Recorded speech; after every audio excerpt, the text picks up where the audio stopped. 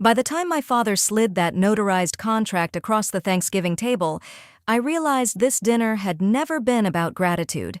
It was a staged execution with catered side dishes. 50 relatives sat around the table, their forks frozen in midair, watching me like I was the entertainment between dessert and football. My father tapped the paper, his voice as cold as the November air outside. "Pay the $78,000 for your sister's wedding, Elena, or leave this house and don't come back." My mother didn't even look up from her wine. "Every person at this table agrees," she announced. "You owe her this." I didn't cry. I didn't plead. I looked at the contract, then at my sister Madison, who was wearing a rhinestone tiara and smiling like she'd already won. I realized then that my family didn't see me as a daughter. They saw me as a high-yield savings account they could withdraw from whenever they wanted. I stood up, buttoned my coat, and said one sentence that turned my mother's face white. "You might want to call the venue before you call me ungrateful." My name is Elena Vance. I'm 31 years old, and I work in corporate compliance.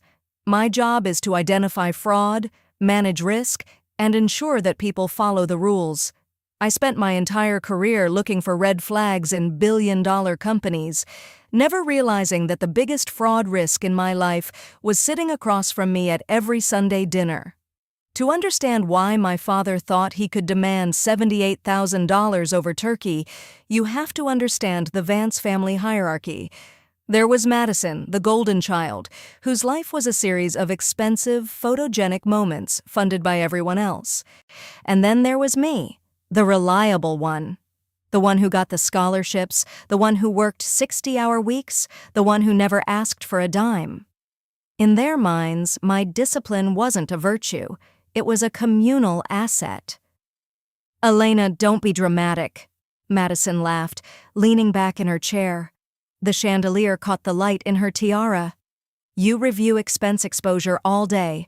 $78,000 is nothing to you. It's a wedding, not a war." "It's a theft, Madison, not a gift," I replied. My voice was calm. In compliance, we learn that anger makes you look emotional, but calm makes you look certain. My mother grabbed my plate and dumped my dinner into the trash.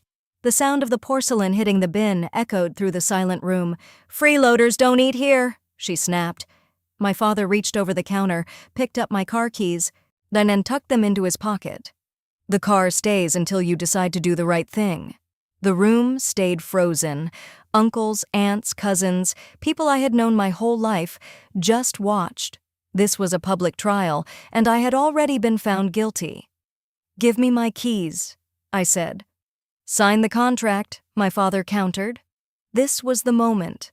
The open loop they didn't know I had been tracking for 2 years. 2 years ago, I began, looking directly at my mother. Someone tried to add themselves as an authorized user on my personal credit card. The bank flagged it as a fraud risk. "Would you like to tell everyone here why that happened, Mother?" Her face lost its color. "This is not the time for your paranoia, Elena." "It's not paranoia when you have the IP logs," I said. I pulled my phone out. "The venue deposit for Madison's wedding didn't clear today, not because I refused to pay it tonight, but because the card Madison tried to use was locked months ago, which means someone here tried to run a frozen account, hoping I'd be publicly humiliated into fixing it." Madison sat up straight, her fake smile finally flickering. "You're trying to ruin my wedding over a technical issue." "No," I said, walking toward the door. "I'm exposing a crime over sweet potatoes." I walked out of that house barefoot into the cold night, leaving 50 stunned relatives behind. I had no car, no dinner, and according to my father, no family.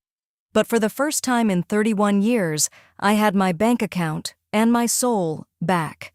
I spent that night in a beige hotel room staring at the wall at 1:17 a.m. People think breaking away from a toxic family feels like a movie. It doesn't. It feels like a quiet realization that nobody gets to invoice your existence anymore. By morning, my phone was a crime scene. 42 missed calls, 115 texts. The Vances were panicking because when the reliable one stops complying, the whole system collapses. But they didn't know I wasn't just walking away. I was preparing a file, and by the time I was done, the $78,000 wedding would be the least of their problems. I didn't answer the 36 voicemails from my father. I didn't respond to Madison's crying emojis. In compliance, we have a rule: document first, react second. While my family was busy spinning a narrative of my mental breakdown to anyone who would listen, I was sitting in a quiet library building a spreadsheet. I titled it Project Reality. I tracked every loan that was actually a gift to Madison, every emergency that required my credit card, and most importantly, I pulled the documents from the trust fund my mother had been whispering about to the Groom's family. There was no trust fund. There was only my 401k, my savings, and my future, all of which they had already promised to a wedding venue in Lake Wylie without my signature. The turning point didn't come from my family. It came from a man named Ethan Mercer. He was the cousin of Nolan, the groom. We met at a small coffee shop. He looked at me with a mix of pity and recognition. "Elena," he said, sliding his phone across the table. "My aunt and uncle, Nolan's parents, just advanced $22,000 for the catering. Your mother told them you were managing the trust and that the tax paperwork was just delayed." I felt a cold shiver go down my spine. This wasn't just family drama anymore. This was wire fraud. "Ethan," I said, my voice steady, "I am a compliance analyst. I don't manage a trust. I manage risks. And right now, your family is the victim of a scam run by mine." 2 days later, I walked into a private room at the country club. Nolan was there, looking like a man whose world was dissolving. His parents sat like statues. My parents weren't invited. This was an audit. "Start at the beginning," Nolan's father said. He didn't want emotions. He wanted facts. I opened my laptop and presented Exhibit A, my frozen bank statements. Exhibit B, the IP logs showing the unauthorized login attempts from my parents' home address. Exhibit C, the notarized contract my father tried to force me to sign at gunpoint. Well, Thanksgiving point. "I never authorized a dime," I told them, "and if you move forward with this wedding based on my mother's promises, you are financing a lie." Nolan put his head in his hands. His mother didn't cry. She was a woman of high society, and I could see the moment she decided my family was radioactive. "The wedding is canceled," Nolan's father said, stepping outside to call his lawyers. The explosion happened within an hour. Madison showed up at my apartment, her makeup ruined, looking like a ghost of the girl in the tiara. "How dare you go to them?" she screamed in the hallway. "Nolan won't answer me. The florist canceled. You've ruined my life." "No, Madison," I said, leaning against the door frame. "I stopped financing your fantasies.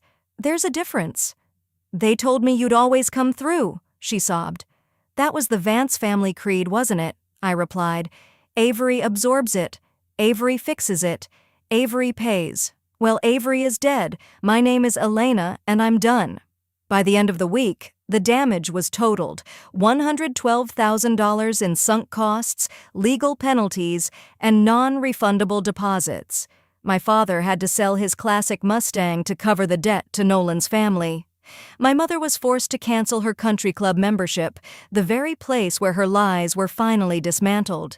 I moved to Richmond a month later. I took a promotion, a corner office with giant windows, and a life that contains exactly 0 family invoices. The first Thanksgiving in my new home was quiet. There was no $78,000 contract, no 50 relatives watching me like a hawk.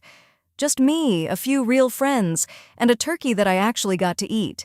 People ask me if I'll ever forgive them. I tell them that forgiveness stopped being the goal the day I chose reality.